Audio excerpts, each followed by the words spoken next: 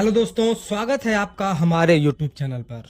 दोस्तों, अभी जो है घर बनाना बहुत महंगा हो गया है क्योंकि मटेरियल और लेबर कॉस्ट जो है वो काफी महंगा हो गया है। दिन पे दिन मटेरियल का रेट भी बढ़ना है और लेबर कॉस्ट भी दिन पर दिन इंक्रीज हो ही रहा है। तो इस कंडीशन में घर बनाना बहुत महंगा हो गया है।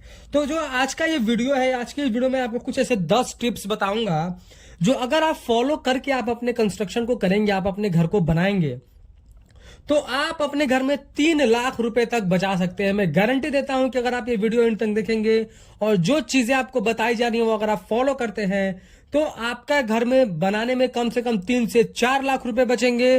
और मटेरियल में भी आपको कोई कॉम्प्रोमाइज नहीं करना है और ना ही आपको स्ट्रेंथ में किसी तरीके का कॉम्प्रोमाइज करना है। सिर्फ आपको छोटे मोटे जो दिखावे किए जाते हैं उससे मैं आपको बचाऊंगा कि आपको मिस्त्री कहां बेवकूफ बनाएगा, आप मटेरियल में कहां पर ठगे जाते हैं।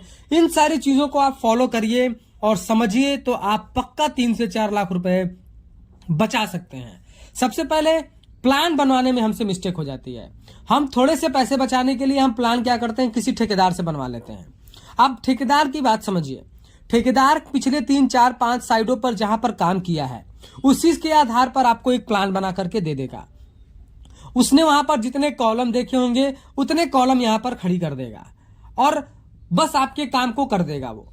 लेकिन अगर आप एक प्लान इंजीनियर से बनवा रहे हैं, मान लीजिए 1000 स्क्वायर फीट में उसने कुछ 10 या 12 कॉलम 15 कॉलम दे दिए और वहीं आप इंजीनियर से प्लान बनवाते हैं, तो सबसे बड़ा बेनिफिट कि आपको डिजाइन नया मिलेगा, आपकी रिक्वायरमेंट के हिसाब से मिलेगा। आपको कितने रूम चाहिए, कितनी जो है कितने स्पेस का चाहिए, वो आपकी इंच इंच को यूज करता है, तो आपकी जगह का वेस्टेज नहीं होगा।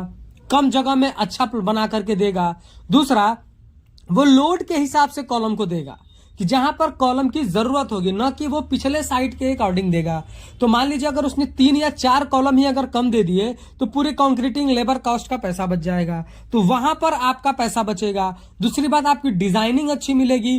पैसा तो ठेकेदार भी थोड़ा बहुत जोड़ के ले लेता है आप डिजाइनिंग करने का, लेकिन अगर आप इंजीनियर से कराते हैं तो वो कुछ 10 से 15 हजार रुपए तो लेगा, लेकिन वो आपका 3 से 4 लाख जो है आपको 30 से 40 हजार रुपए बचा भी देगा। अगर उसने कुछ कॉलम कम कर दिए, फुटिंग की डिटेल उसने प्रॉपर दे दी, कहां पर कितना कंक्रीट यूज करना है, तो उससे आपके पैसे गारंटी बचते हैं। तो इसलिए आप डिजाइन पहले एक इंजीनियर से करवाएं, एक आर्किटेक्ट से करवाएं और उनसे विजिट भी लेते रहें। जब वो साइट पर उतने पैसे में वो विजिट भी देंगे तो वो सेंटर लाइन की मार्किंग कर देंगे, तो और उसके बाद कितनी हाइट तक स्लैब पे रखना है, कितनी दीवारें चलानी है, ये सारी चीजों को वो बताएंगे, तो आपका वेस्टेज भी कम होता है, तो आप कुछ पैसे यहां पे बचा लेंगे। दूसरा क्या है, जब भी आप प्लान बनवा लें तो आप किसी ऐसे ठेकेदार का चुनाव करें जो एक्सपीरियंस वाला हो, जो काम को काफी किया हो।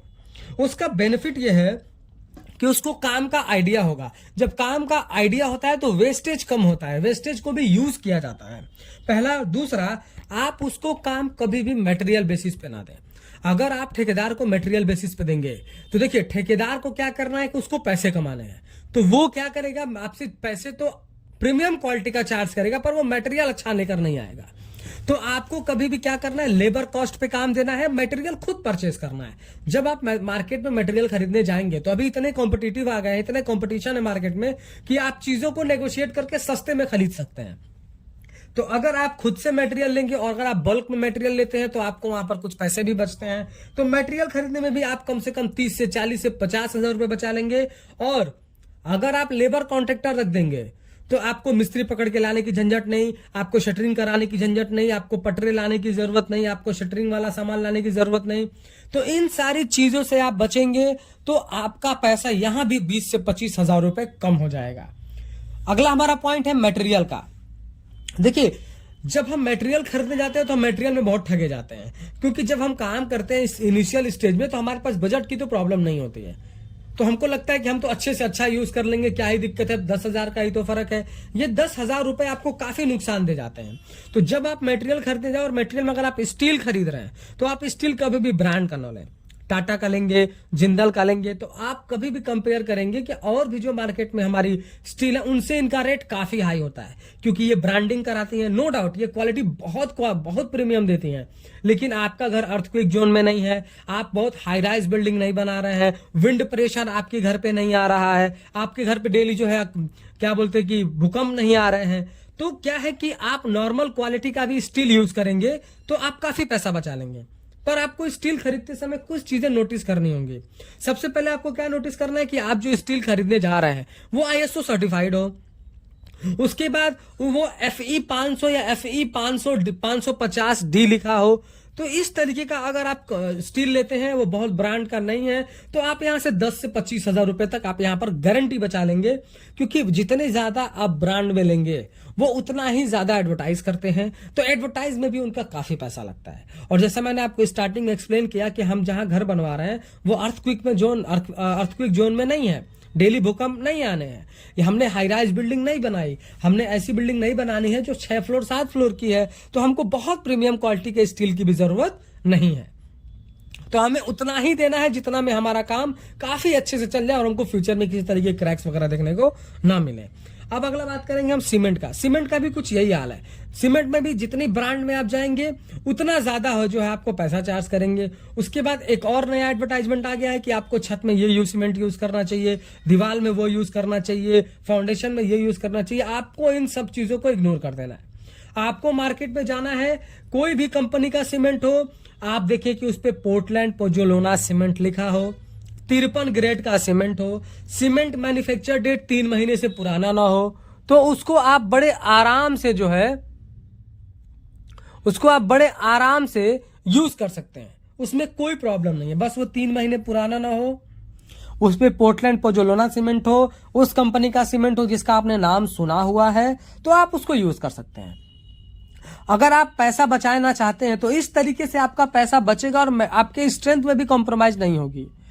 हाँ, बशर्ते ये है कि अगर आप ये सीमेंट यूज कर रहे हैं, चाहे कोई भी सीमेंट आप यूज कर रहे हैं, तो आपको प्रॉपर कवर ब्लॉक लगाना है, सही तरीके से शटरिंग लगानी है। आपको ईंट की शटरिंग नहीं लगानी, आपको प्रॉपर प्लाई या MS की शटरिंग लगानी है। वाइब्रेटर आपको अच्छी तरीके से यूज करना है ताकि हनीकॉम्ब ना हो, कंक्रीट अच्छे से फैले। क्यूरिंग आपको प्रॉपर करना है। अगर आप छत में सीमेंट यूज किए हैं ढलाई के बाद, तो आपको वैसे छिड़काव करके जो है उसका क्यूरिंग नहीं करना है, आपको प्रॉपर तरीके से पॉन्डिंग मेथड यूज करना है, छोटी छोटी क्यारियां बनानी है और उसके बाद ही आपको यूज करना है। तो आप गारंटी दे रहा हूं कि आप 20 से 40 हजार रुपए तक बचा पाएंगे। क्योंकि नॉर्मल सीमेंट जो मैं आपको बता रहा हूं ये मार्केट में आपको 370 380 रुपए मिल जाएगी, और अगर आप बहुत ब्रांड की सीमेंट लेंगे एडवर्टाइज देख करके तो वो 450 रुपए 440 रुपए में आएंगी। तो यहां पर आपका 50 से 60 रुपए पर बैग बहुत आराम से बच जाएगा, जिसमें आपको कोई भी नुकसान नहीं होगा स्ट्रेंथ से रिगार्डिंग। अगला हमारा है दीवार बनाने में। ठेकेदार क्या करता है, उसको क्या करना है कि बस उसको इस चीज से मतलब है कि उसको पैसे कैसे कमाने हैं। तो आप इस तरीके से काम करिए कि जब आप दीवार बना रहे हैं तो नीचे की दीवार जो भी है वो आप आउटर साइड में 9 इंच की बनाएं। अगर आप फ्रेमिंग स्ट्रक्चर बना रहे हैं यानी बीम कॉलम पे घर बना रहे हैं तो आउटर की दीवार 9 इंच बना दें। अंदर की जितनी पार्टीशन की दीवार है वो सब आप 4 इंच रख दें। तो यहां पर आपका पैसा बचेगा, आपकी ईंट बचेगी, आपका मोटार बचेगा, आपका लेबर कॉस्ट बचेगा। क्योंकि दीवार का काम लोड उठाना नहीं है, लोड उठाने का काम तो हमारा बीम और कॉलम करेंगे। दीवार हमारा काम सिर्फ ढकने और पार्टीशन करने का काम करता है। और अगर आप हाई राइज बिल्डिंग बना रहे हैं, मतलब 2 फ्लोर या तक 3 फ्लोर तक बना रहे हैं, तो ग्राउंड फ्लोर पे आप रेड ब्रिक यूज करें क्योंकि वह काफी अच्छा स्ट्रेंथ देता है। और अगर आप फर्स्ट फ्लोर पे काम कर रहे हैं तो आप ASC ब्लॉक यूज करें। ASC ब्लॉक बड़े आते हैं, एक बार में काम ज्यादा खींचता है, नंबर ऑफ ज्वाइंट्स कम आएगी तो मोटार कम लगेगा, लेबर कॉस्ट कम लगेगी क्योंकि काम वो जल्दी उसमें खिंचता है। तो यहां भी आप 30 से 50 हजार रुपए तक बहुत आसानी से बचा सकते हैं। और दूसरी चीज क्या है कि देखिए, जब आप ब्रिक वर्क करते हैं तो बहुत ज्यादा हाइट तक आपको ब्रिक वर्क नहीं करना है।